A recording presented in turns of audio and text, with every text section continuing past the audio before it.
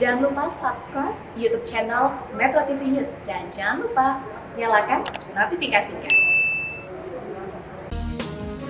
Terima kasih bisa Anda masih bersama kami di Editorial Media Indonesia. Mas Jaka, kalau melihat tadi dua tantangan besar adalah teknologi dan keekonomian. Karena seperti misalnya kalau kita lihat tadi gambar smelter PT Freeport yang sedang mulai dibangun di Gresik, itu kan butuh waktu dan juga saya lihat 45 triliun rupiah biaya untuk membangunnya saja. Itu kan bukan sesuatu yang mudah. Freeport perusahaan besar, tapi kalau perusahaan-perusahaan yang tidak sebesar Freeport seperti apa melakukannya? Iya betul, salah satu kendala untuk hilirisasi itu yang utama ya soal infrastruktur untuk mengolah bahan-bahan mentah itu. Karena kalau kita lihat smelter-smelter yang ada di Indonesia juga masih cukup jauh dari kebutuhan yang harusnya dipenuhi. Kalau kita lihat data, misalnya tahun 2020 itu hanya ada sekitar 21 smelter. Kemudian 2001 itu akan bertambah 4. Kemudian 2002 ditargetkan 28. 2003 betul itu ditargetkan 53. Tapi kan perlu waktu, perlu dana. Ini yang sebenarnya jadi persoalan. Makanya ketika ada ketentuan nikel misalnya, ketika diputuskan mulai 1 Januari 2020 tidak boleh ekspor secara bahan mentah, ya banyak petambang-petambang yang menjerit karena mereka tidak bisa menyalurkan hasil tambangnya untuk diolah di dalam negeri. Karena masih mentah ya? Iya, apalagi ada ketentuan-ketentuan misalnya dengan kadar rendah 1,7% misalnya. Sementara smelter di dalam negeri diberitakan biasanya mereka hanya menerima di bawah 1,8%. Inilah yang membuat mereka juga menjerit dan imbasnya akhirnya akan terjadi ekspor ilegal. Beberapa kali aparat kita menangkap para penambang melakukan ekspor ilegal nikel dan saya pikir ini harus betul-betul diperhatikan juga oleh pemerintah. Baik, Mas Jaka, kita akan dan pemirsa kita akan bertanya langsung. Ini kita sudah terhubung lewat saluran telepon dengan Chief Operating Officer Hyundai Motor Asia Pacific, Lee Kang Hyun. Pak Lee Kang Hyun, selamat pagi. Selamat pagi. Pak Lee, terima kasih sudah bergabung bersama kami. Pak Lee, kita bicara soal hilirisasi, Pak. Dan kalau mungkin yang terkait dengan bidang industri yang Anda geluti, kita bicara soal nikel yang kemudian harus diolah. Dan kita tahu belum lama Anda termasuk yang ikut dalam pembangunan pabrik baterai mobil listrik. Tapi ini kan langsung di-challenge, Pak, ditantang oleh Uni Eropa. Di WTO mereka mempertanyakan kenapa kemudian ada perubahan yang dilakukan Indonesia. Kalau tantangan-tantangan seperti ini bagaimana, Pak Lee, Anda melihat bisa menghambat tidak hilirisasi di Indonesia, Pak Lee? Walaupun ada menghambat, itu sebenarnya tidak bisa dilalang atau tidak bisa ditahan. Karena semua negara mereka sendiri pasti ada keunggulannya dan juga mereka bisa melakukan. Dan sebenarnya di Indonesia juga mempunyai hasil alam bumi memang begitu banyak dan begitu ada pengaruh ke industri untuk masa depan. Ini harusnya memang dijaga dan juga bisa dimanfaatkan sebagai industri yang baru sesuai Pak Jokowi mengarahkan. Jadi itu sebenarnya nggak jadi hambatan.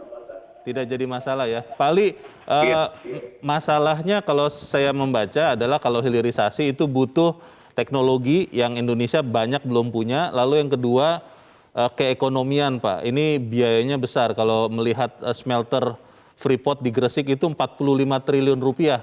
Saya belum tahu pabrik baterai mobil listrik ini berapa.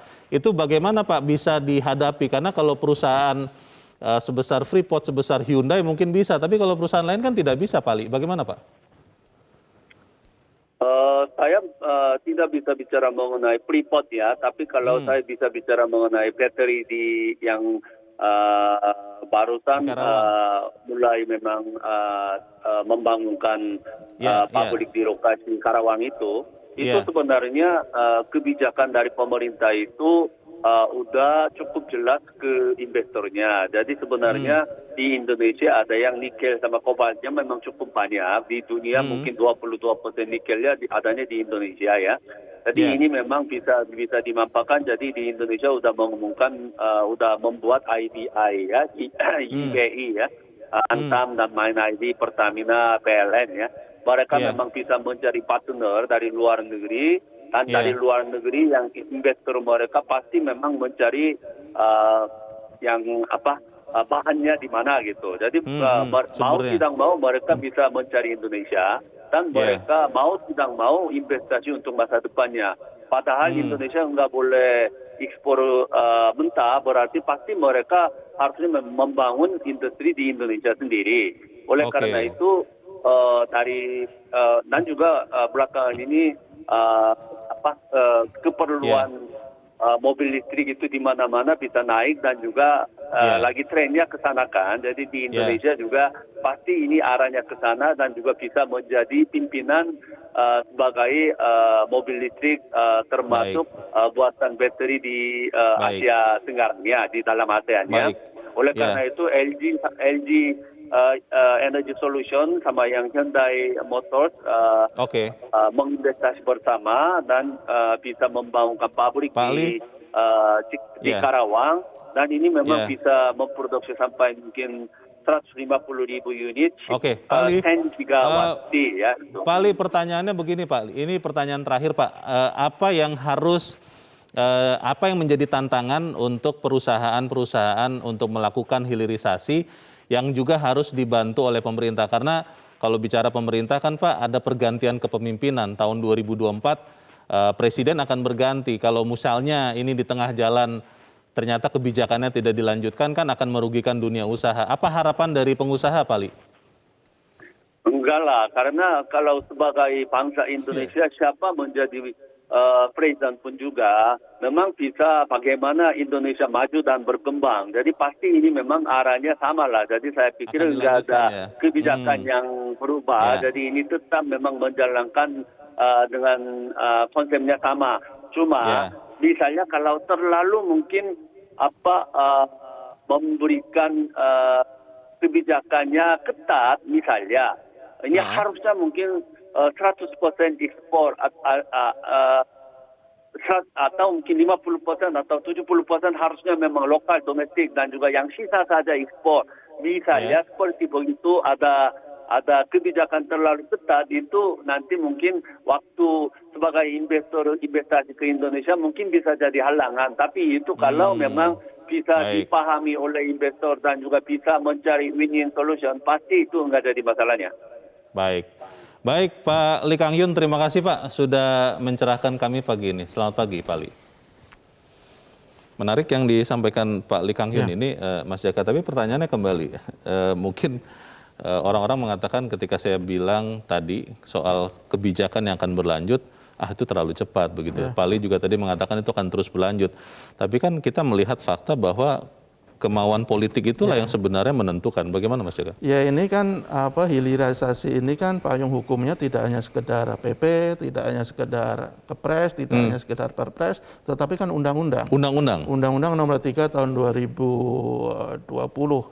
Yang salah satunya mengharuskan industri pertambangan minerba harus memiliki smelter. Artinya ketika undang-undang sudah menggariskan seperti itu, siapapun nanti yang memimpin harus menjalankan undang-undang. Jadi tidak bisa tidak, mereka harus meneruskan kebijakan yang sudah ada sekarang. Kalau toh nanti ada beberapa kelemahan ya tinggal dibenahi. Tapi bahwa kebijakan hilirisasi ini harus terus berjalan. Betul bahwa banyak tantangan seperti tadi kita sebutkan, seperti masih banyak yang belum punya smelter, tetapi itu bukan satu alasan untuk tidak segera kita mulai kebijakan seperti ini. Karena kalau kita tunda-tunda, bahkan kalau ini kan sebenarnya awal hilirisasi itu 2009, 3 tahun setelah 2009 harusnya 2012 itu harus dilaksanakan, tetapi kan baru akhir-akhir tahun ini yang terlaksana. Kalau kita kembali surut ke belakang, kalau kita kembali kader lah istilahnya dengan tantangan-tantangan yang Ciut, memang ya? sangat berat, ya kita tidak akan jalan-jalan.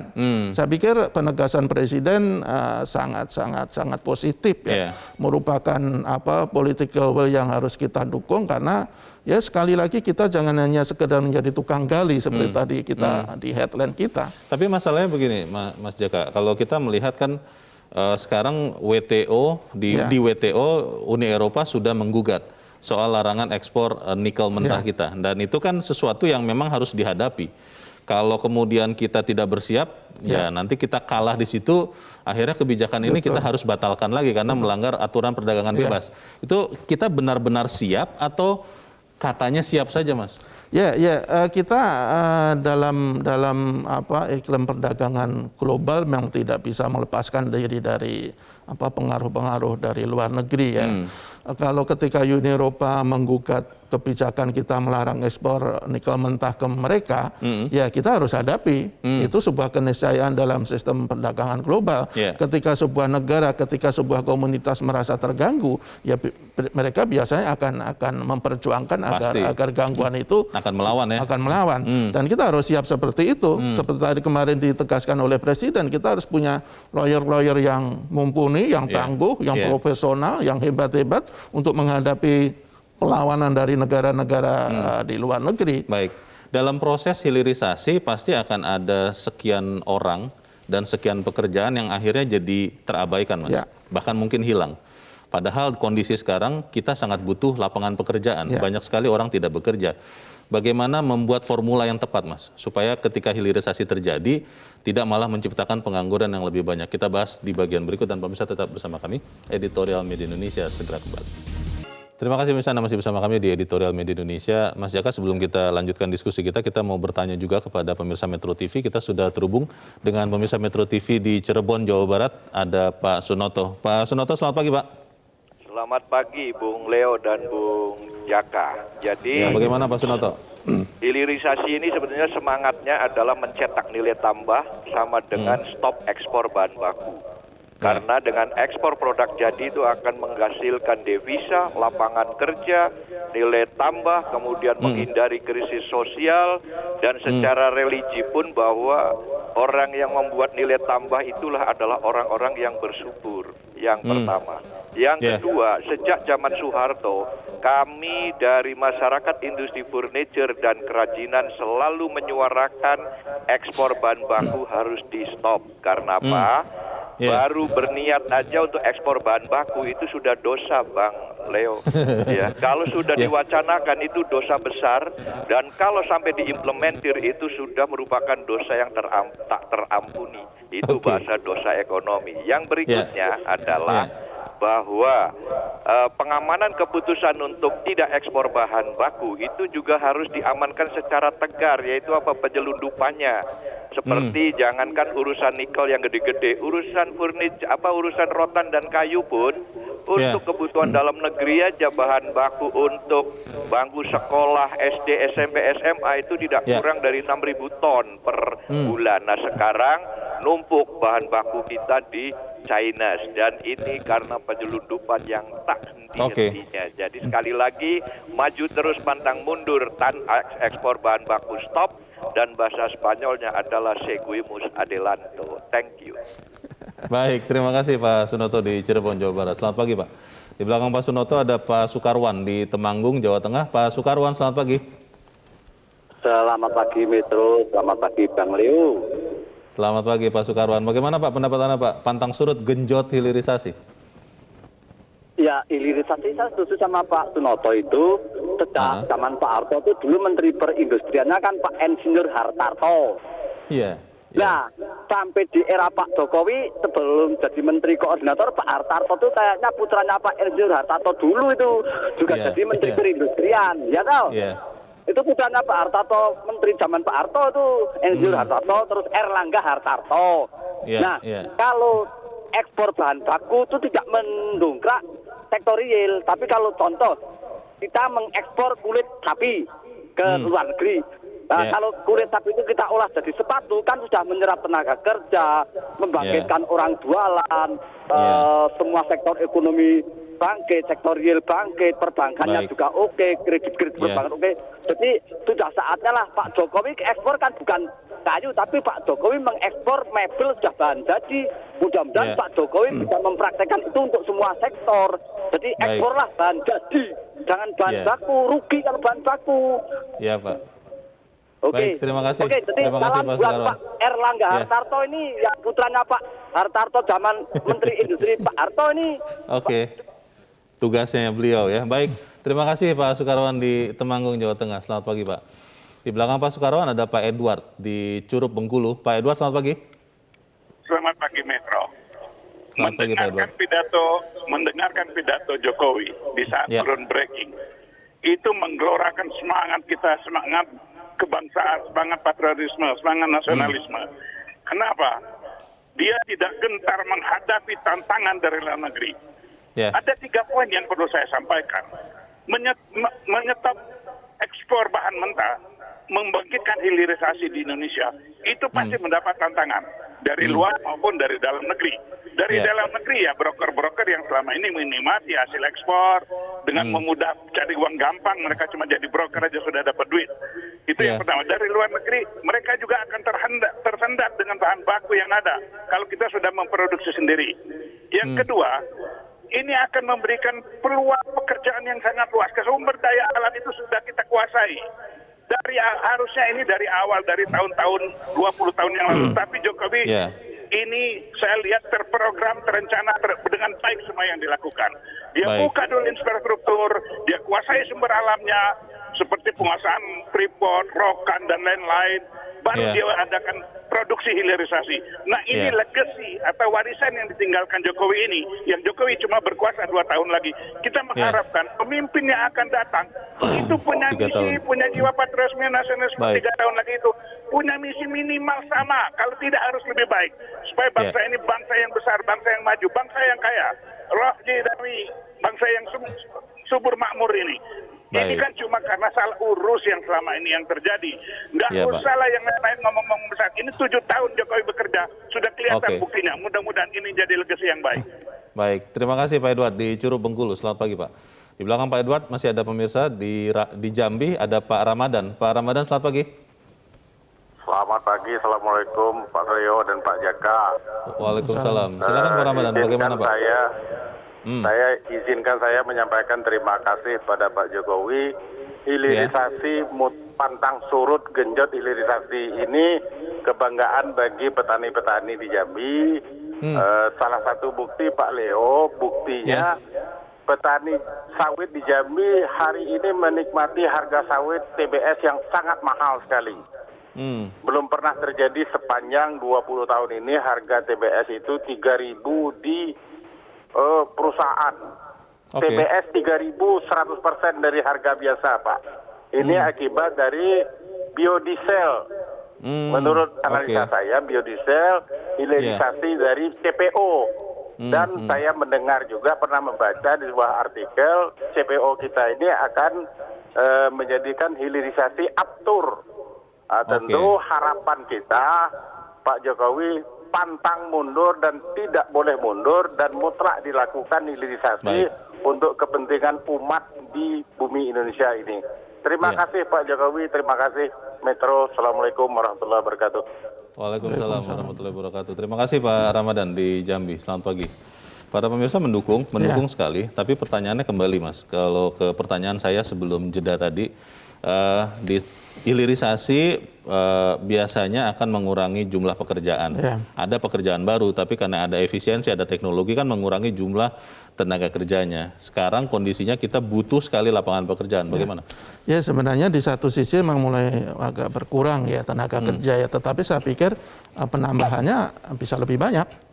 Kalau seperti kemarin yang pembangunan di smelter Freeport misalnya, itu untuk pembangunan saja menyerap tenaga sekitar 40.000 orang. Belum nanti ketika sudah beroperasi, belum nanti produk industri-industri turunannya. Saya pikir akan menimbulkan efek yang lebih bagus ketimbang kita hanya mengekspor bahan mentah, hasil tambang mentah. Yang paling yang menikmati ya yang pekerja tambang, kemudian juga yang tadi sebutkan oleh Pak Adam, malah broker-broker itu yang lebih banyak diuntungkan. Tetapi kalau dengan hilirisasi, dengan mengolah bahan mentah menjadi bahan setengah jadi atau bahan jadi, ya saya pikir akan lebih banyak tenaga kerja yang bisa kita serap, dan ini bagus untuk masa depan anak-anak kita ke depan. Dan yang pasti yang paling penting adalah bahwa kita memiliki mendapatkan nilai tambah yang jauh lebih besar. Tadi Pak Sunoto sebutkan misalnya kalau nikel segala macam nilainya akan berlipat-lipat. Betul, ketika nikel diimpor mentah dibandingkan dengan ferronikel misalnya, itu ada peningkatan sekitar 400%. Belum lagi ketika nikel diolah menjadi baterai mobil listrik, kendaraan listrik, itu 11 kali lipat. 1.100%. Itu kan jumlah yang luar biasa besar, dan hasilnya akan kita nikmati secara lebih luas. Tidak hanya orang-orang tertentu yang selama ini mendapatkan untungan dari ekspor, para broker, para calo dan segala macam. Karena Mas Jaka sudah sebut calo, kan kita tahu persis juga Mas, di lapangan itu biasanya masih ada pungli ya. Ketika pembangunan hilirisasi, contohlah smelter Freeport di Gresik, itu bagaimana memastikan pengamanan pembangunan itu dulu. Kalau tadi Pak Sunoto mengatakan pengamanan penyelundupan itu yang dicegat, tapi kalau pembangunannya sendiri ini bagaimana supaya benar-benar bisa terjadi? Karena ya Pak Jokowi kan tinggal 3 tahun lagi, 2024 berganti. Ini bagaimana Mas Jaka? Ya, saya pikir ini kan kembali tadi Pak Edward ya mengatakan ya berharap pemimpin yang ke depan itu minimal sama semangat dan motivasinya dengan Pak Jokowi. Dan kalau akan lebih bagus kalau lebih tinggi semangat dan motivasinya. Tetapi sekali lagi bahwa ini adalah kebijakan dengan payung hukum undang-undang. Payung hukumnya sangat kuat dan tidak sembarang orang yang bisa mengubah ketentuan-ketentuan di undang-undang. Nanti kalau toh mereka akan mengubah kan harus melalui DPR, melalui dan pemerintah. Dan saya pikir akan sangat konyol ketika sebuah kebijakan yang sudah bagus, meskipun awal-awalnya pasti akan ada banyak rintangan dan tantangan, tetapi kita yakin ke depannya itu akan memberikan manfaat yang lebih besar kepada rakyat Indonesia, kemudian diubah sewaktu-waktu. Saya pikir sebuah politikal yang konyol seperti itu. Apalagi hilirisasi sudah kita canangkan berpuluh-puluh tahun, tetapi baru bisa terwujudkan, mulai terrealisasikan akhir-akhir ini. Masa kita akan surut lagi ke belakang?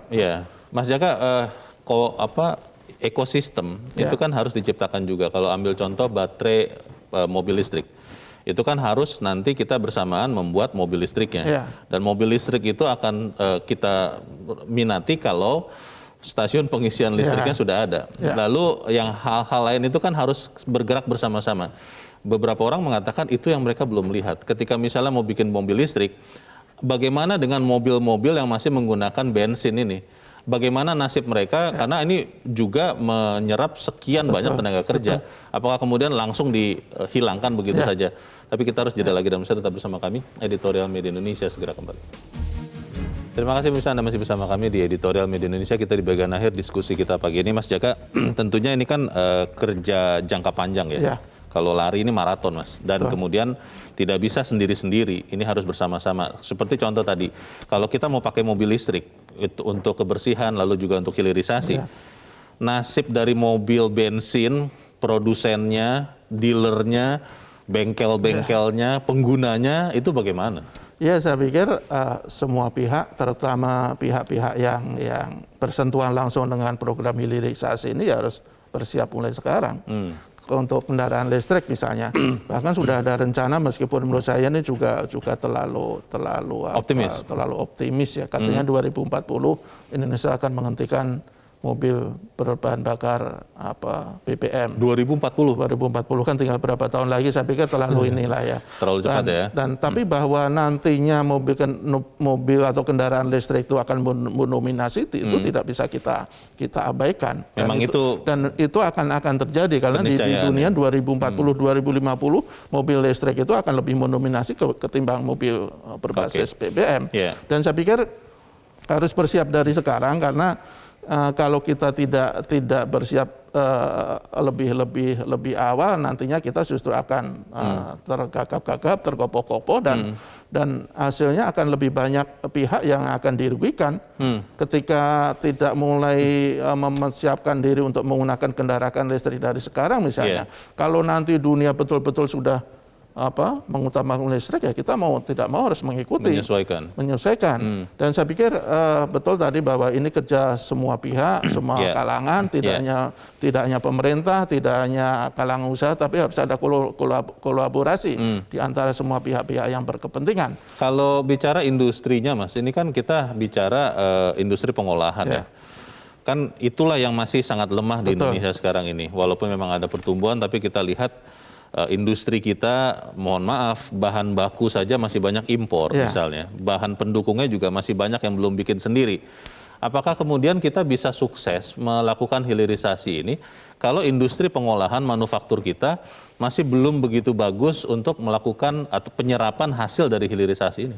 Ya, ini kan salah satu kendala yang cukup pelik ya. Tetapi saya pikir ketika Presiden sudah membuat sikap yang begitu tegas, ya mau nggak mau semua sektor harus betul-betul dibenahi oleh para pembantu presiden. Para menteri harus bekerja nih. Betul-betul Menteri harus, Perindustrian berarti. Menteri Perindustrian, Menteri SDM, segala macam yang terkait itu harus betul-betul bekerja lebih cepat untuk menyiapkan segala sesuatu sehingga program hilirisasi ini tidak hanya rencana, tapi betul-betul realisasikan.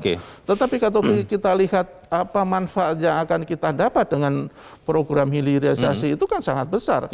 Kita jangan lagi nanti mengekspor minyak sawit mentah, tetapi kita harus mengekspor misalnya kosmetik, tadi disebutkan Pak yang dari Jambi, biodiesel, dan saya pikir para petani katanya juga sudah mendapatkan imbas baiknya dengan karena ada biodiesel tadi itu ya.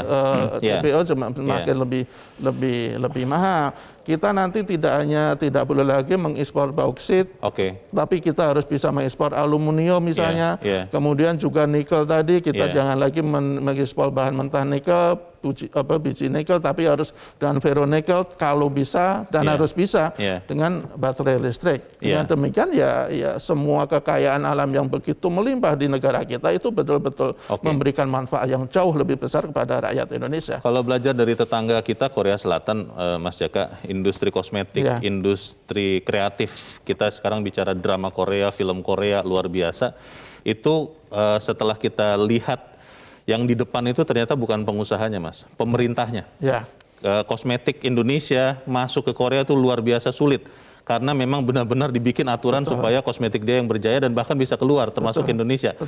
Dalam hal hilirisasi ini apakah pemerintah Indonesia bisa kita percayai komitmennya?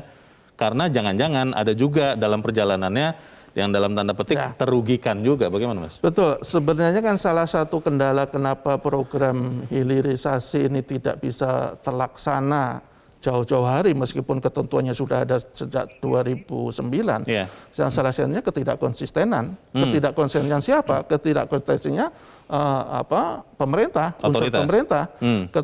Ketika sudah ada ketentuan jangan lagi mengekspor bahan mentah, tetapi Kementerian SDM beberapa kali buka tutup. Relaksasi. Dan kalau hal sikap seperti itu masih saja dilakukan, ya saya pikir akan jalan di tempat juga.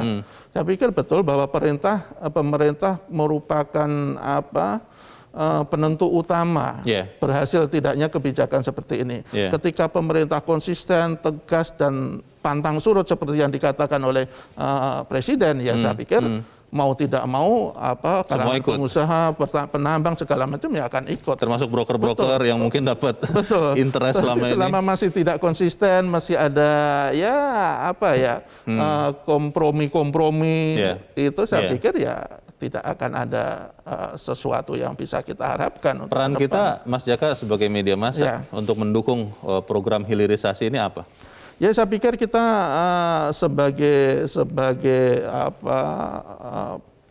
salah satu agen komunikasi ke publik ya, kita saya pikir betul-betul bisa menyuarakan pentingnya hilirisasi, pentingnya nilai tambah yang akan kita dapat ketika kita tidak lagi mengekspor bahan mentah.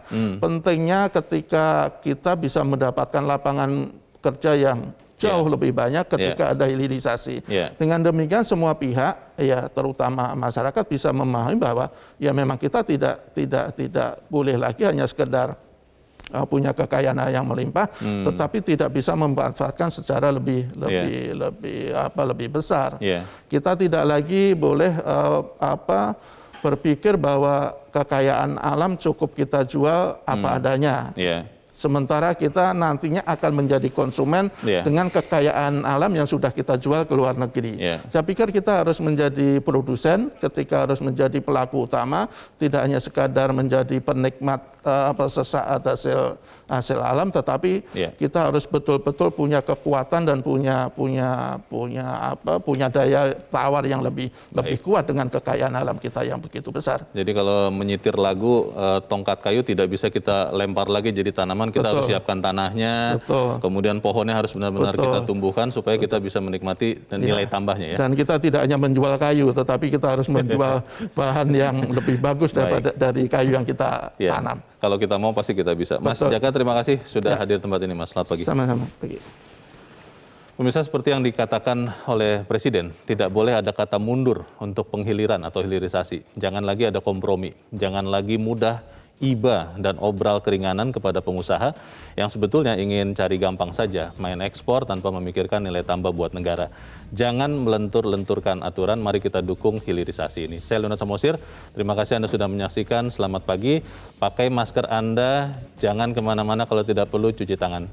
Sampai jumpa.